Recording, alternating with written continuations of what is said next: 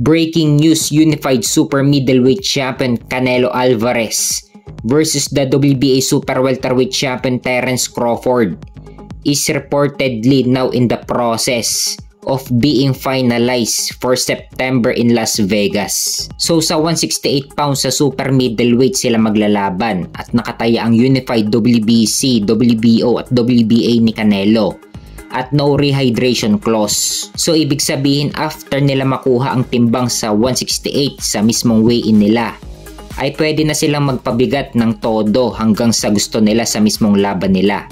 No limit.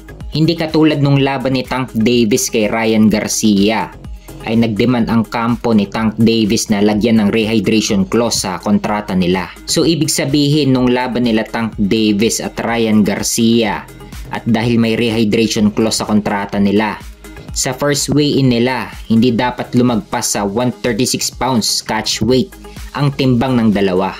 Sa second weigh-in naman nila at dahil may rehydration clause hindi dapat lalagpas sa 10 pounds ang timbang nila mula sa first weigh-in nila. For example, 136 pounds catch weight ang kailangan nila makuha sa first weigh-in nila.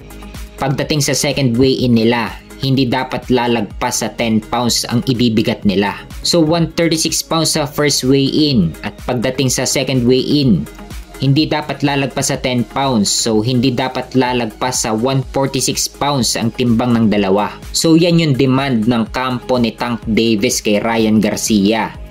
Hindi katulad dito sa laban nila Canelo Alvarez at Terence Crawford na wala talagang rehydration clause.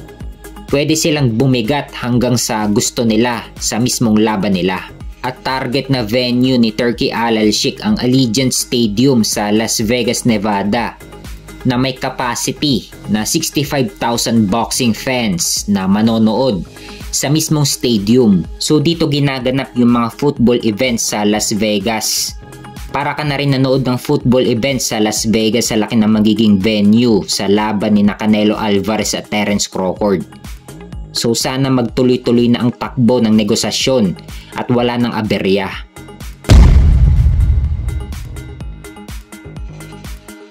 Sa kabilang banda naman, kasado na sa May 2 ang Fatal Fury event ni Turki Al-Sheikh na gaganapin sa Times Square sa New York, USA. Magsasama-sama sa iisang event ang mga malalaking pangalan sa Super Lightweight Division na sina Ryan Garcia, Devin Haney at Teofimo Lopez. Makakalaban ni Ryan Garcia si Rolly Romero. Sila ang magsisilbing main event. Actually, 3 major event ito. Pero ang pinakahuling lalaban ay si Ryan Garcia. Makakalaban naman ni Devin Haney si Jose Ramirez na former Unified Super Lightweight Champion. Hindi madaling kalaban si Jose Ramirez. Nakalaban na niya si Josh Taylor pero natalo si Jose Ramirez kay Josh Taylor via unanimous decision. Nakalaban na rin ni Jose Ramirez si Richard Comey. Panalo dito si Jose Ramirez via knockout sa round 11. At nakalaban na ni Jose Ramirez si Arnold Barboza Jr. na makakalaban ni Teofimo Lopez. Dito natalo si Jose Ramirez via unanimous decision.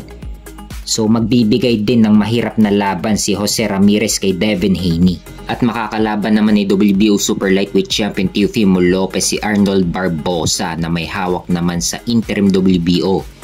Mahihirapan din si Lopez dito. Sa last 2 fights ni Arnold Barboza, tinalo niya sina Jose Ramirez at Jack Catterall. So magbibigay din ng mahirap na laban si Arnold Barboza kay Teofimo Lopez. Kung manalo si Lopez dito, balak ikasa ni Turki Al-Sheikh ang laban ni na IBF Welterweight Champion Jaron Boots Ennis at ni WBO Super Lightweight Champion Teofimo Lopez sa buwan ng October.